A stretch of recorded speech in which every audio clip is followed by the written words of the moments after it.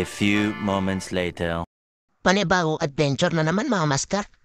Dito nga lang pala kami sa tapat. Kasama ko nga pala yung kaibigan ko na si Christian. Shoutout sa iyo, idol. At ayan mga master, papunta na kami. Grabe mga master, ang lamig ng tubig.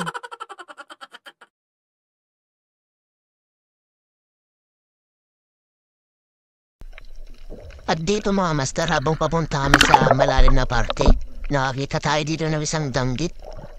Kaya dali-dali ko nang pinana mga master. Pero binidyoan ko muna.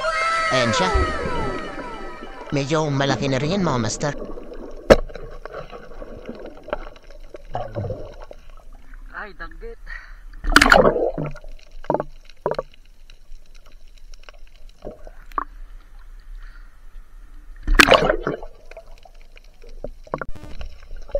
At mga master, sa pangalawang sisid natin, naka-spot tayo dito ng isang lapo.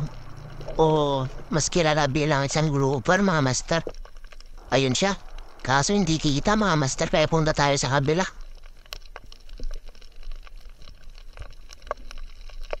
At nung pagpunta ko sa kabila mga master, nakita ko dyan yung ulo niya.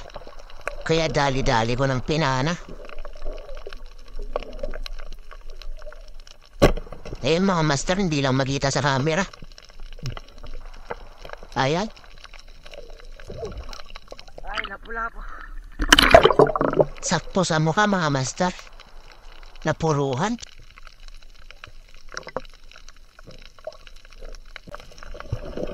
At dito mga master, paki-comment na lang kung anong tawag yun sa nilalang na ito. Parang isang ayan mga master, pumasok sa butas.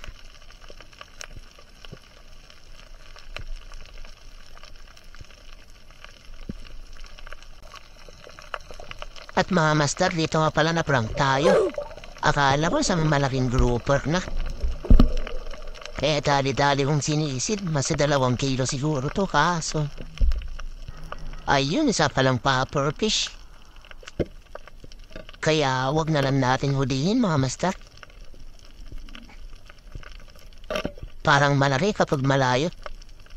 Pero malit ang pala.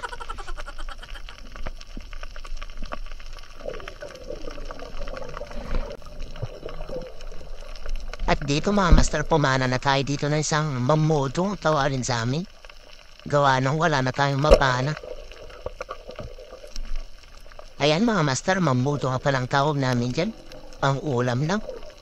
Dahil dito lang tayo ngayon sa tapat na mana.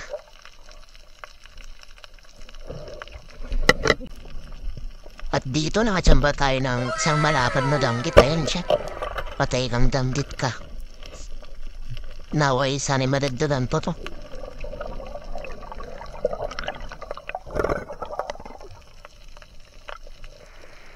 At dito nga pala mga master, medyo nakakarami na ng bangbangsik yung kasama ko, kaya binigyan tayo ng isang kiraso. Nasa 1/4 na yung kilo yan mga master. Ayan siya mga master, kaya panayin ulit natin. Ang galing! Ang galing! At maraming salamat ka pala sa kasama ko na si Christian. Dahil napansin niya siguro na wala na akong makuha, kaya binigyan tayo ng isang bangbangsik.